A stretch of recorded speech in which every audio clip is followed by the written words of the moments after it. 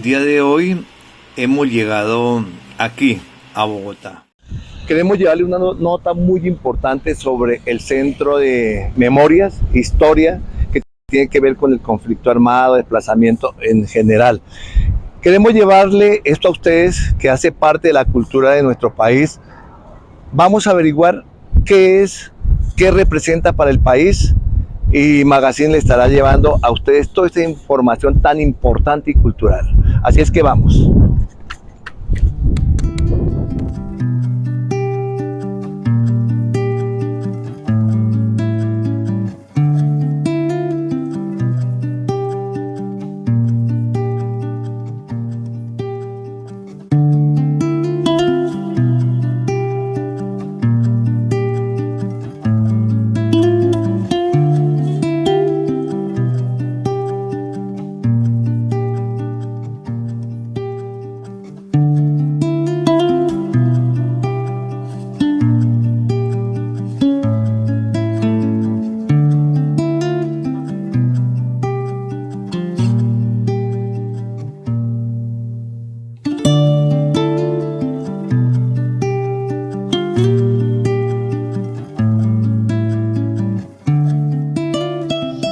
El Centro de Memoria es un lugar en donde convergen múltiples memorias y que ayuda justamente a continuar con todos estos ejercicios que hacen todo el proceso de esclarecimiento de la verdad y en general me parece un espacio que es sumamente importante en Colombia, un lugar en donde las memorias han sido completamente atacadas por el conflicto armado, actores estatales, entre otros actores.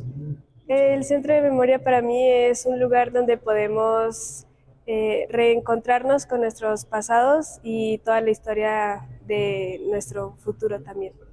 Bueno, el Centro de Memoria, Paz y Reconciliación es uno de los lugares de memoria que están en la ciudad, recogiendo las voces de las víctimas, contándole a la ciudadanía qué ha pasado en la ciudad en cuanto al conflicto, en cuanto a las resistencias y en todas las luchas que se han venido forjando a nivel ciudad. Bueno, Jorge, cuéntenos, estas figuras están tapadas y todos tienen una forma distinta, como si estuvieran cargando animales. ¿Por qué?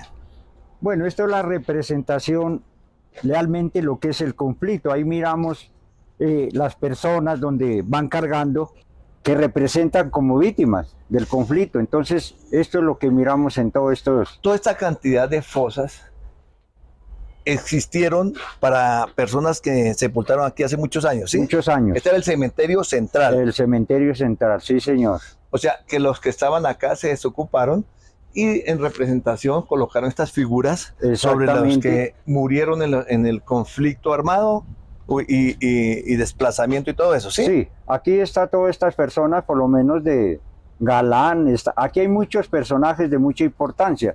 Y aquí cuando fue el Bogotazo también es algo que, aquí fue algo muy tremendo cuando pasó eso el Bogotazo.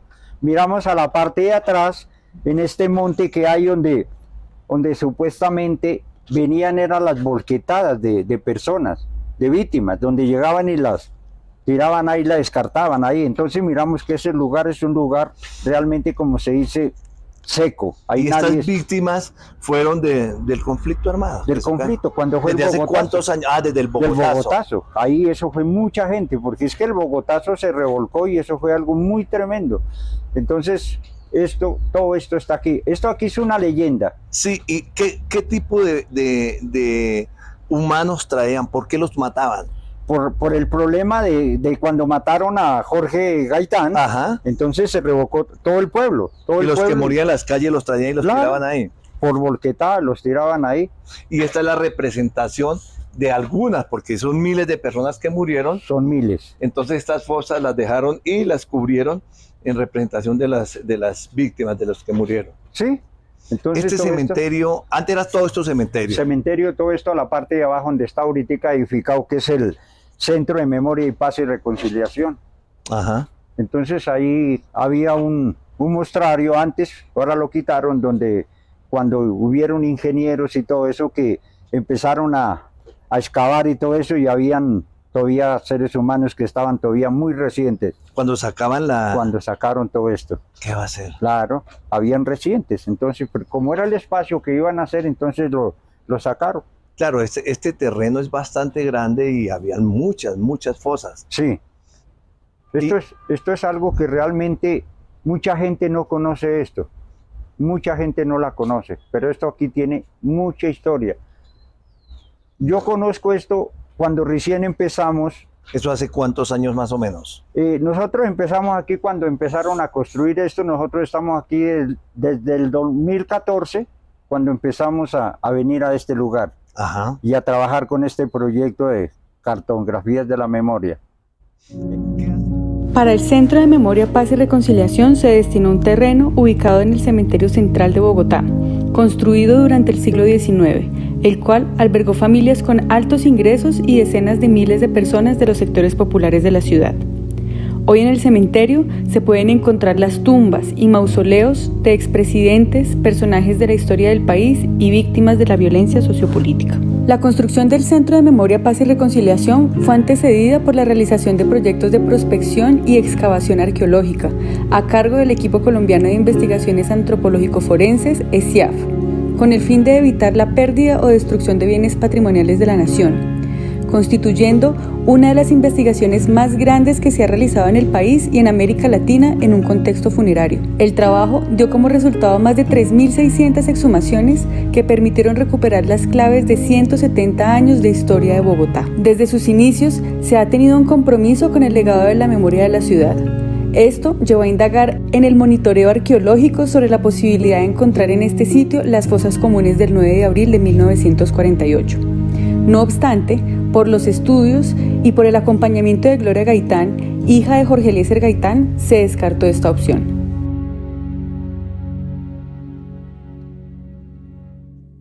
Bueno, estamos en el Centro de Memoria, que es una parte también del Parque Tercer Milenio.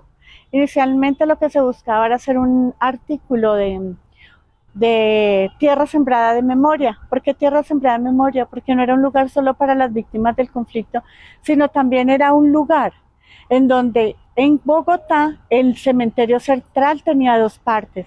Una donde está el mausoleo, que son las bóvedas, y luego el lugar donde se enterraban a las personas, que era el sector más deprimido. Por eso en la exhumación se podía ver que habían 1, 2, 3, 4, 5 fósiles, o no fósiles, sino cuerpos, ya esqueletos de varias personas, porque allí se enterraban las personas, y lo que se buscó fue exhumar. El Parque Renacimiento primero cuenta con parte de las esculturas de Botero, que era buscar también esa conexión de nuestros grandes escultores, pero era contar la historia y tener una parte donde en el centro de Bogotá no había un parque donde la gente pudiera salir, pudiera contar las historias. Claro, al principio no era muy concurrido, la gente sabía que a diferencia del Centro de Memoria, Paz y Reconciliación y el mausoleo, en el Parque del Renacimiento no se exhumaron los cuerpos. O sea, se construyó sobre los cuerpos y no era muy fácil llegar a un parque, sentarse, decir que uno estaba sobre los cuerpos, y esta es parte de esa historia. Pero ahora es un parque concurrido donde hoy es un lugar de esparcimiento de parte de este proceso de tierra sembrada de memoria. Yo soy un pueblo que me sigue, porque se sigue a sí mismo cuando me sigue a mí, pero interpretado.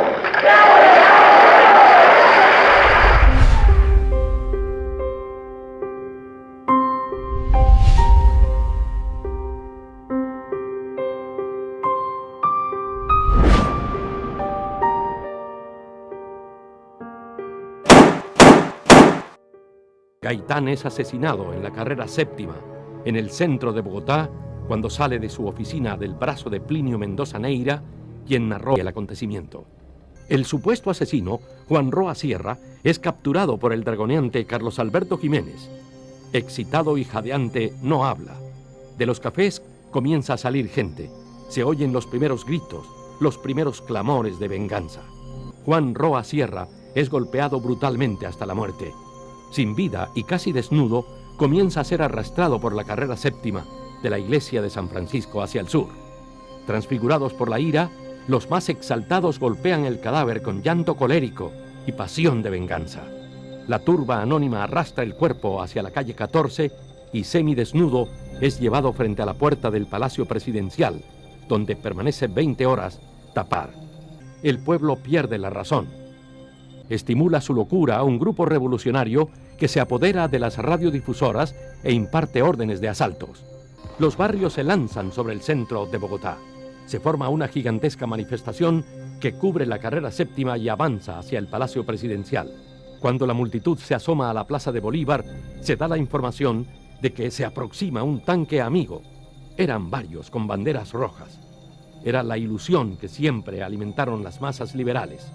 Aplauden que el ejército esté con la protesta, le abren campo a los tanques y rompen en vivas. Detrás de ellos se lanzan las multitudes convencidas de que van a tomarse el Palacio Presidencial. Cuando avanza el primer tanque, gira su torreta y dispara ráfagas de ametralladora contra los manifestantes. Viene la dispersión, la confusión, la desmoralización, los muertos y la desbandada. Todo el mundo corre. Las muchedumbres se lanzan contra todo lo que tenga carácter oficial y viene la quema de los edificios y los tranvías. Los manifestantes vociferan. ¿Dónde está el Partido Liberal en estos momentos? ¿Dónde están los jefes? La famosa consigna de Jorge Eliezer Gaitán. Yo no soy un hombre, sino un pueblo. No pasa de ser una frase. Gaitán no era un pueblo, era un hombre. Las horas corren a favor del gobierno, que espera tropas leales de Tunja, las que finalmente llegan controlando el Bogotazo. El país es un polvorín. Se inician revueltas en los pueblos y ciudades. Se conforman grupos alzados en armas de campesinos liberales en pueblos y veredas para defenderse. Se agudiza la violencia de los años 50, que en 7 años deja 300.000. Fue el Bogotazo.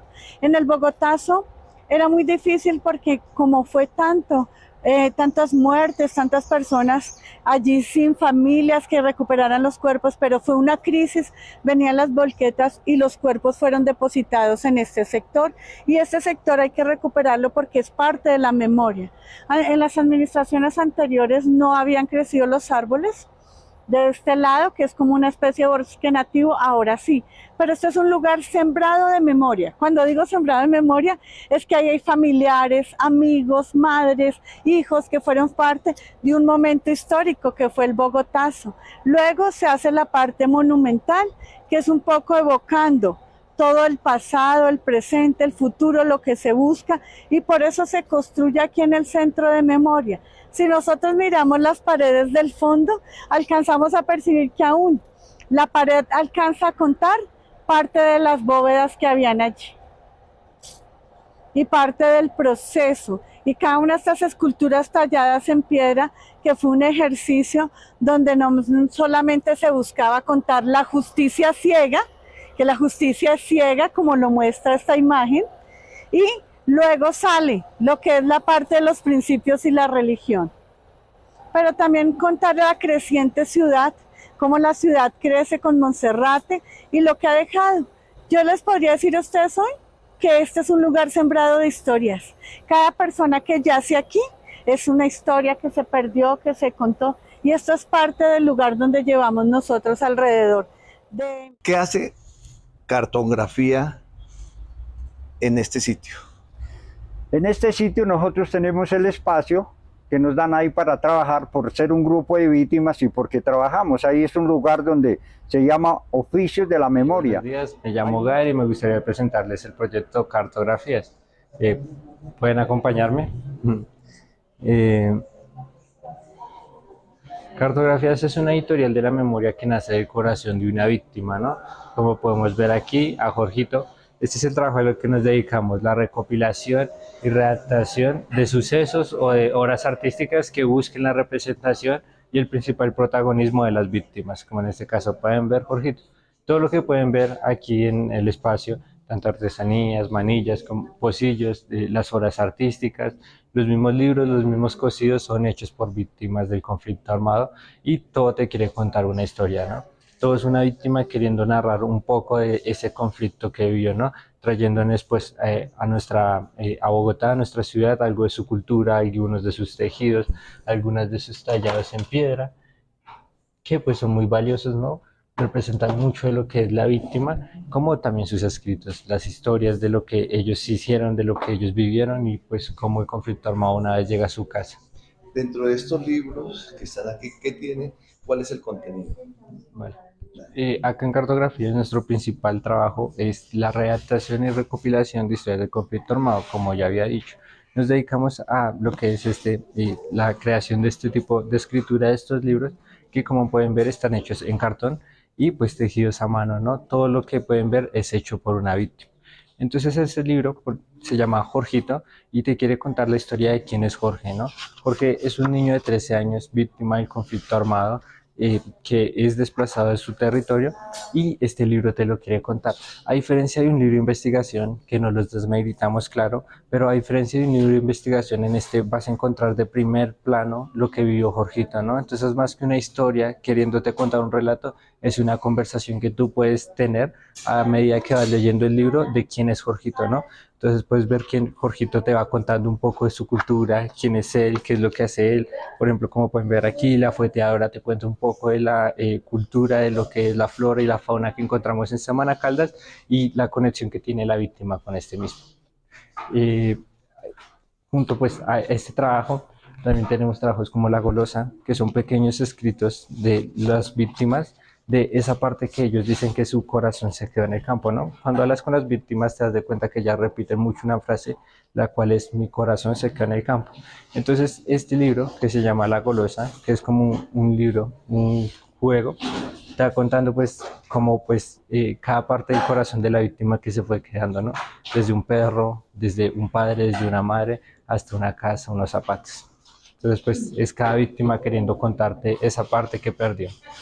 Hay muchos grupos que trabajan diferentes días y diferentes trabajos que hacen, pero todos son víctimas. Y representan lo que pasó. Lo que pasó. Igual lo que nosotros trabajamos con este cartón. Nosotros quisimos darle vida a este cartón, que es papel reciclable, el cartón, el papel ecológico.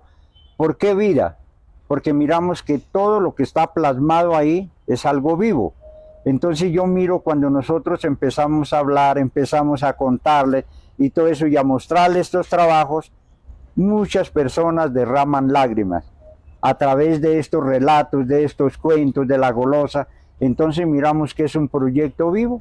Aquí también se puede ver un poco de una mirada al país, que es la cartografía de la memoria, y es un instrumento para reconocer la ciudad, para mirar y ver todas las historias. Entre ellas tenemos una de las historias más importantes y es la de Nidia Quintero. Nidia Quintero de Turbay, perdón, Diana Turbay Quintero, que ella es dedicada a la memoria. Fue periodista secuestrada el día 30 de agosto de 1990 y además ella muere en la operación del medio rescate en enero de 1991.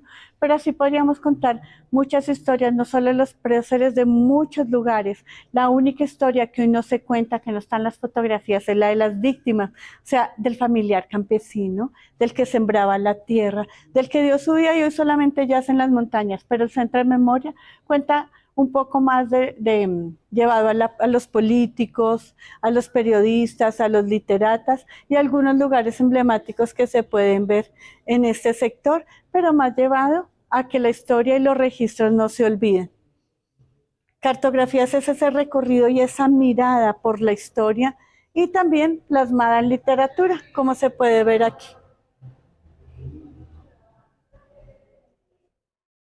El Centro de Memoria, Paz y Reconciliación podríamos decir que es el emblema de la historia, pero en el momento más difícil, en el año 2005, 2008, que encrudecieron todo el tema del conflicto, y cuando se construye este proceso, cuando se inaugura, muchas personas de muchos departamentos de territorios fueron invitadas y traían tierra en unos tubos de ensayo que podemos ver en estos huequitos del monolito. Y esto está construido no solo con el dolor, con las historias, sino con la tierra de cada uno de los departamentos, los municipios. Por eso hoy este es un lugar sembrado de historias, de memoria, de personas para las cuales era muy importante tomar la tierra, su región Castillo Meta, Piñalito Meta, donde empieza la zona de despeje, con una orden en el río Güejar, entran a Piñalito, pero hoy Piñalito está aquí en este monumento. También está Guaymaral y muchos lugares, no solamente eso, está Casillas, está Granada, lugares donde fueron muy importantes y había que contar la historia, pero en especial Piñalito, porque Piñalito es del Meta y no solamente eso, allí inicia la zona de despeje con el tema Pastrana, diciéndole a las personas que entran, lugar donde se manejaba el dólar, donde las personas de 86, 97 años fueron parte del proceso de la siembra de coca, de municipios que fueron muy prósperos, pero a costa del dolor, del sufrimiento y claro, de los cultivos ilícitos. Hoy son contados en cada uno de estos huequitos que ustedes pueden observar aquí en el centro de memoria, en cada uno de estos tubos de ensayo, y así fue. El monolito es un monumento que se hace para las víctimas. Si miras allí, todos los huequitos que puedes ver son las 1680 territorios que cuentan la historia, que están dentro de los tubos de ensayo. Pero también una cita que no todos vamos a cumplir, y es la cita con la muerte. Esa cita es una cita inamovible, y lo decimos así, donde todo termina, las ambiciones, la vanidad, todo se acaba. Por eso la maleta viajera. Esta es la escultura de la maleta. Si podemos ver, vemos la maleta antigua, donde el papá cogía, empacaba sus cosas, la mamá, y ponía las correitas y luego iba con su maleta. Y aquí en el cementerio, en el centro de memoria, está la cita más importante, de las más importantes de nuestra vida. Nadie va a dejar de cumplir esa cita. Niños, jóvenes, adultos, todos. Y luego vemos la maleta como si fuera la maleta del ejército. Parte de personas que han sido por años contándonos no solo desde la seguridad, sino el trabajo. O qué nos dice de aquellos que vivían en el campo y no tenían la maleta, tenían la caja. Recuerdan que tenían la caja donde traían no solo el mercado desde sus regiones, sino su ropa. Y podemos ver cómo se talla el lazo con el que se amarraba, y las personas no solo se subían en la escalera, en el bus. Bueno, yo quiero resaltar un poco no solo los viajes que se hacen al más allá de la construcción de memoria, sino a los medios, la importancia de los medios que cuentan la historia, que vienen hoy y toman una nota tan importante en el Centro de Memoria, Paz y Reconciliación, en el monolito, que cuenta la historia de 32 departamentos de masacres, y hoy esta nota tan importante para Magazine Cabullaro, un medio que cuenta, que se expresa, pero que le dice a la gente, hay un lugar donde no se olvidan ni las personas, ni los sueños, ni las historias. Gracias, Magazine Cabullaro.